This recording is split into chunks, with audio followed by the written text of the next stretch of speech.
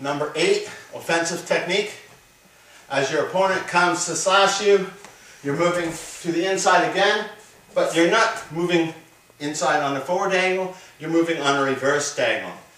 And sometimes we do things, we have to be able to move in every direction and have the ability to move in every direction, because sometimes you do make mistakes and you have to make the best of the situation.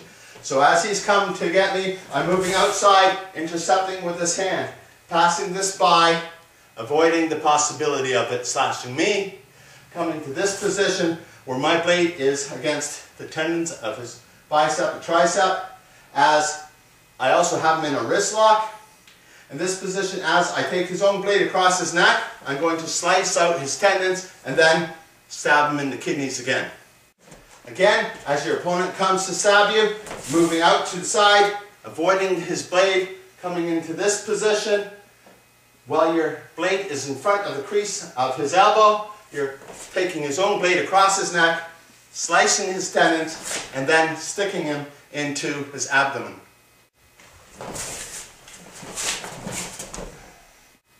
Again, number 8 of the offensive techniques with the opposite hand.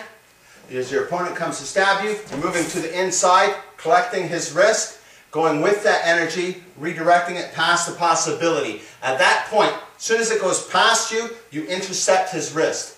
Make sure that you don't intercept it too soon. You have to pass the blade past you to intercept this wrist. In this position, you're going to then use your forward directional movement line with your body, bringing the blade towards his neck.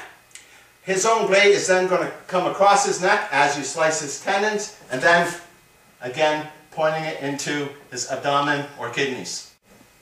As your opponent comes, moving to the inside but moving away from your attacking knife, letting it pass by you, intercepting the hand. This position, stepping forward, slicing your opponent with his own knife, slicing across his tendons and then into his kidneys. Again, the things to be aware of: as your opponent comes to get you, step away from him, moving to the inside, letting his energy pass by as you intercept his wrist. In this position, then you have to move forward, bringing his blade back to his neck.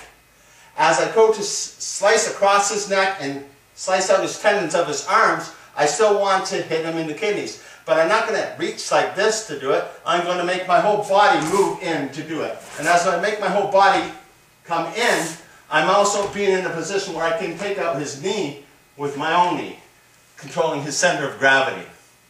It's pretty much done at this point. Whether you wanted to take him down in this position, or whether you want to take him back in this position, always controlling the blade away from him, giving you the opportunity to finish him off.